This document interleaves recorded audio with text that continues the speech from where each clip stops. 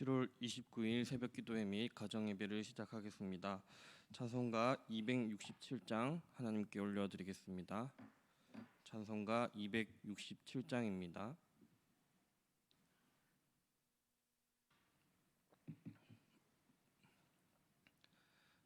찬송가 267장 하나님께 올려드리겠습니다. 주의 확실한 약속의 말씀 듣고 주만 믿으며 구원을 얻으리라.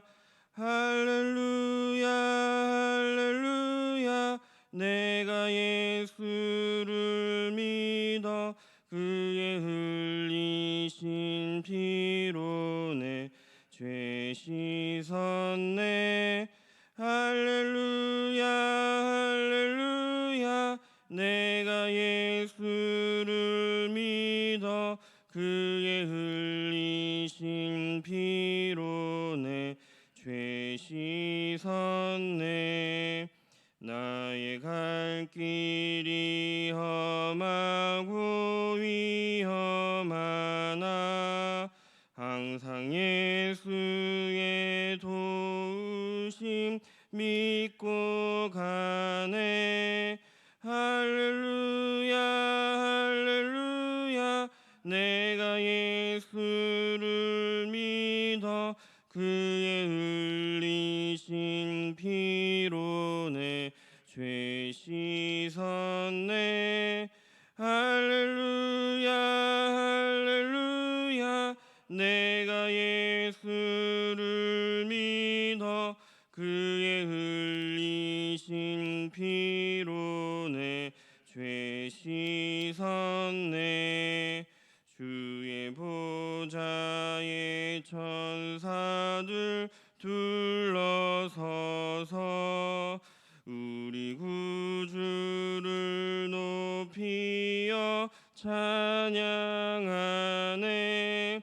할렐루야 할렐루야. 내가 예수를 믿어 그의 흘리신 피로 내 죄 씻었네. 할렐루야 할렐루야. 내가 예수를 믿어 그의 흘리신 피로 내 죄 씻었네. 예언자들과 왕들도 반열대로 황금길 따라 나와 찬송하네. 할렐루야 할렐루야. 내가 예수를 믿어 그의 흘리신 피로 내 죄 씻었네. 할렐루야 할렐루야. 내가 예수를 믿어 그의 흘리신 피로 내 죄 씻었네. 우리 모두 다 그 반열 뒤따르며 함께 즐거운 찬송을 부르리라. 할렐루야 할렐루야. 내가 예수를 믿어 그의 흘리신 피로 내 죄 씻었네. 할렐루야 할렐루야. 내가 예수를 믿어 그의 흘리신 피로 내 죄 씻었네. 아멘. 하나님의 말씀 로마서 4장 1절부터 8절까지의 말씀입니다. 하나님의 말씀 신약성경 로마서 4장 1절부터 8절까지의 말씀입니다.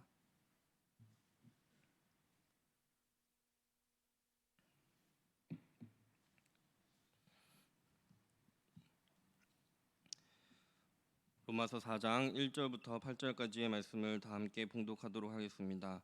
그런즉 육신으로 우리 조상인 아브라함이 무엇을 얻었다 하리요? 만일 아브라함이 행위로서 의롭다 하심을 받았으면 자랑할 것이 있으려니와 하나님 앞에서는 없느니라. 성경이 무엇을 말하느냐? 아브라함이 하나님을 믿음에 그것이 그에게 의로 여겨진 바 되었느니라.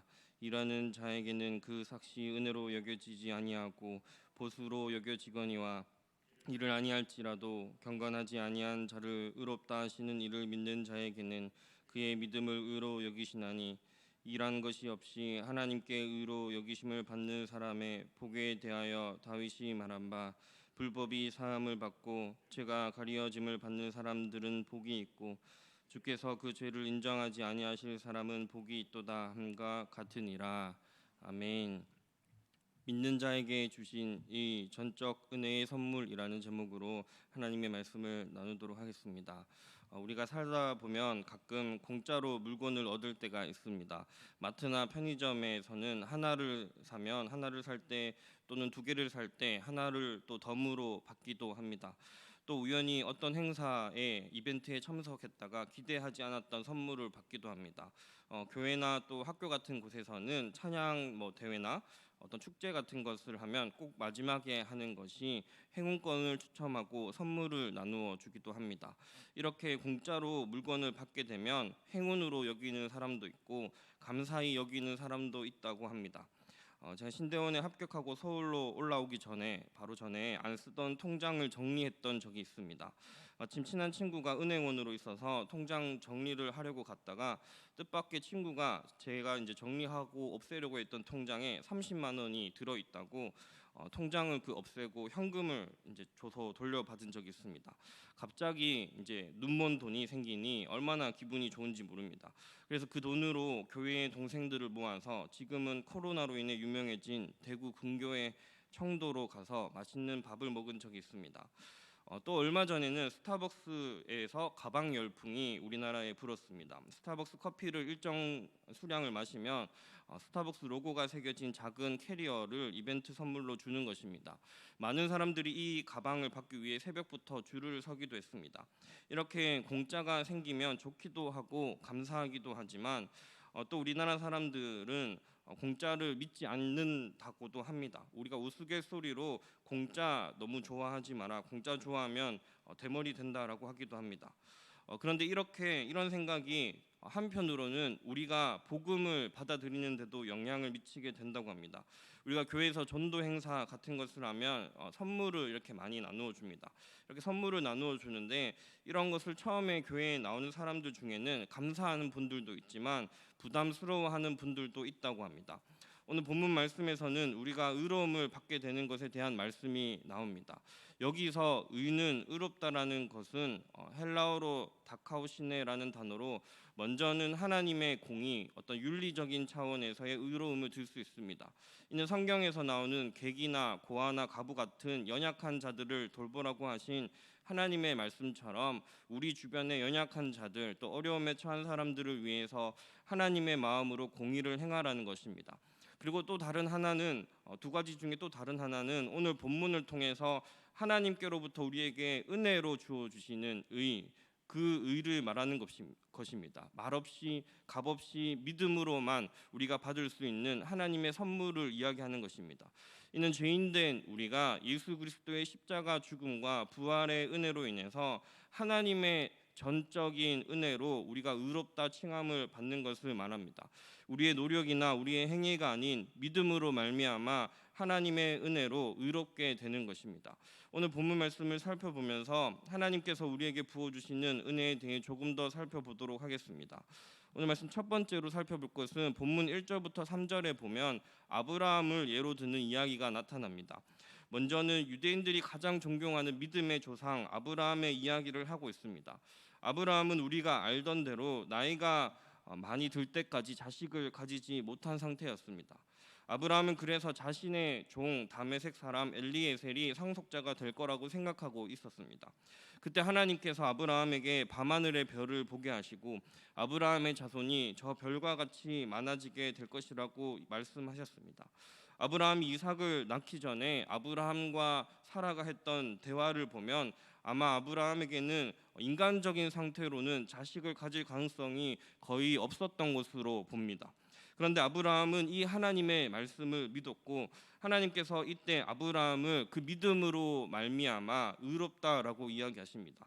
창세기 15장 6절에 보면 아브라함이 여호와를 믿으니 여호와께서 이를 그의 의로 여기시고라고 말씀합니다. 믿음으로 말미암아 의롭게 되는 이 이신칭의 신앙은 창세기 15장에서 아브라함의 이야기를 통해 가장 먼저 등장합니다. 이 사도 바울은 유대인들이 아브라함을 얼마나 존경하는지 잘 알고 있었습니다. 아브라함은 그야말로 유대인들의 신앙의 롤모델이었습니다. 당연히 우리가 사람이 아닌 하나님을 본받고 닮아야 하지만 그 신앙의 가르침을 또 사람을 통해서 받기도 합니다. 그래서 사도 바울은 빌립보서에서 자신을 본받으라고 이야기하기도 합니다. 그래서 유대인들은 아브라함처럼 사는 것이 가장 모범적이고 훌륭한 것이라고 생각했습니다. 그런데 유대인들이 생각했던 것은 아브라함의 행위, 아브라함이 지켰던 그 믿음의 행동들을 닮아야 한다고 생각했습니다. 이를 잘 알고 있었던 사도 바울은 오늘 본문에서 아브라함을 예로 들고 본문 3절 말씀은 앞서 이야기 드렸던 창세기 15장 6절 말씀을 인용한 것으로 아브라함이 의롭다 하심을 얻은 것은 행위가 아니라 믿음으로 말미암은 것이라고 이야기합니다. 그리고 오늘 본문 두 번째로 살펴볼 것은 6절부터 8절에 보시면 다윗을 또 예로 드는 이야기가 나타납니다. 오늘 본문에서 두 번째로 예를 드는 사람은 다윗입니다. 6절에서 8절까지의 말씀에서는 다윗을 예로 들면서 하나님께 의롭다고 여기심을 받은 사람이 받는 복에 대해서 이야기합니다. 그러니까 아브라함을 통해서 어떻게 의롭다함을 받는지 이야기하고 또 다윗을 통해서 그 의롭다함을 받은 사람이 어떤 복을 받는지에 대해서 이야기하고 있습니다. 다윗도 아브라함과 버금가는 유대인들이 존경하는 사람입니다. 이스라엘 국기에 쓰이기도 하는 다윗의 그 별의 문양은 다윗의 방패라는 뜻과 의미를 가지고 있습니다. 그래서 이것은 솔로몬 왕 시기 때 처음 쓰인 것으로 보고 오늘날까지도 이스라엘에서는 우리나라의 마치 태극무늬처럼 민족을 대표하는 문양으로 상징적인 의미를 지니고 있습니다. 사도 바울은 시편 32편 1절과 2절 다윗의 시를 오늘 본문 7절과 8절에 인용하면서 마찬가지로 유대인들이 상식적으로 일반적으로 가지고 있었던 존경하는 인물, 닮고자 하는 인물 다윗을 예로 들어서 하나님께 의롭다 여기심을 받는 사람이 받는 의인이 받는 복에 대해서 이야기합니다. 이 복을 7절 말씀에 따르면 죄가 사함을 받고 가리워지는 것이라고 이야기합니다. 우리가 예수 그리스도로 말미암아 받는 복은 죄 사함의 복입니다. 로마서 3장에 보시면 우리 앞서 살펴봤던 로마서 3장 전반부에 강조하며 했던 말씀은 우리 모두가 죄인이며 모든 사람이 죄인이며 또 우리의 죄의 모습이 얼마나 심각한지를 보여주는 말씀이었습니다. 우리 죄의 모습이 얼마나 크고 심각한지를 보여주는 말씀은 복음서에서 만달란트 빚진 자의 비유에 잘 나타납니다. 만달란트 빚진 자는 지금 시세로 만달란트를 계산하면 적게는 30억에서 많게는 100억 정도나 되는 빚이라고 합니다. 이 큰 빚을 왕 앞에서 탕감을 받게 됩니다. 빚이 삭제되는 것입니다. 이 7절 말씀에 죄사함을 받는다는 말에도 삭제한다라는 뜻이 있다고 합니다. 우리가 하나님의 은혜로 믿음으로 말미암아 의롭게 된다는 말은 우리의 모든 죄가 삭제되는 것입니다. 그리고 이어서 8절 말씀은 이제 죄를 더 이상 인정하지 않는다고 하는데 여기서 인정한다는 말은 회개 장부에 기록하다라는 뜻이 있다고 합니다. 그러니 우리의 죄가 이제 더 이상 기록에 남지 않는 7절의 말씀과 동일한 맥락에서 볼 수 있는 것입니다. 사도 바울이 아브라함과 다윗을 예로 들면서 이야기하는 것은 의로움은 행위가 아니라 믿음으로 이루어지는 것이며 하나님의 선물이고 또 그 의로움의 결과는 이제 우리 모든 죄가 가리워지고 삭제되고 이제 더 이상 죄인의 신분이 아닌 하나님께로부터 복을 받은 자의 신분이 되는 것입니다. 말씀 마지막으로 세 번째로 살펴볼 것은 일하지 않아도 하나님께서는 우리에게 은혜를 주신다라고 합니다. 오늘 본문 말씀의 가장 핵심적인 것은 4절과 5절의 말씀입니다. 4절과 5절에는 일하는 자에 대한 이야기가 나옵니다. 일을 하는 사람에게는 그 받는 몫이 은혜가 아니라 보수로 여겨진다고 합니다. 이것은 당연한 이야기입니다. 직장에서 열심히 일하는 사람이 월급을 받은 후에 이것을 사장님이 나에게 은혜를 주셨습니다라고 생각하는 사람은 아마 잘 없을 것입니다. 내가 열심히 일한 것에 대한 대가를 회사로부터 받는다라고 생각할 것입니다. 5절의 말씀에 따르면 하나님께서는 일을 하지 않아도 심지어는 경건하지 못하더라도 믿음을 가진 사람에게 은혜를 주시고 의롭게 여기신다고 합니다. 설교를 처음 시작하면서 우리가 자본주의 시대를 살아가면서 생각만큼 공짜를 쉽게 받지 못한다는 이야기를 했습니다. 공짜 좋아하면 대머리가 될지도 모르고 또 공짜면 일단 의심해야 해봐야 하는 일들도 있습니다. 세상의 방식은 기브 앤 테이크, 그러니까 주면 주는 대로 또 받는 대로 대가가 필요하기 때문입니다. 또 우리 사회는, 우리 한국 사회는 또 열심히 일하는 사회입니다. 우리 또 국민들의 그 마음 자체가 이에 대한 자부심을 아주 크게 가지고 있는 민족입니다. 그렇기 때문에 어쩌면 오늘 말씀을 우리가 세상의 사고방식대로 이해하기 힘들지도 모르는 그런 이야기입니다. 하나님께서는 일을 하지 않아도 심지어는 경건하지 못하더라도 믿음을 가지고 하나님을 믿는 자를 의롭게 여기신다고 합니다. 그렇다고 해서 정말로 우리가 아무 일을 하지 않거나 죄를 지으면서 살아도 되는 이야기는 당연히 아닙니다. 사도 바울과 종교개혁자들이 믿음으로 구원받는 것을 강조했던 이유는 그 당시에 행위로 구원받는다는 것에서부터 시작된 잘못된 믿음의 모습들이 반영된 것입니다. 앞선 로마서 2장에서는 사도 바울이 행위를 중요하게 이야기하는 부분도 볼 수 있습니다.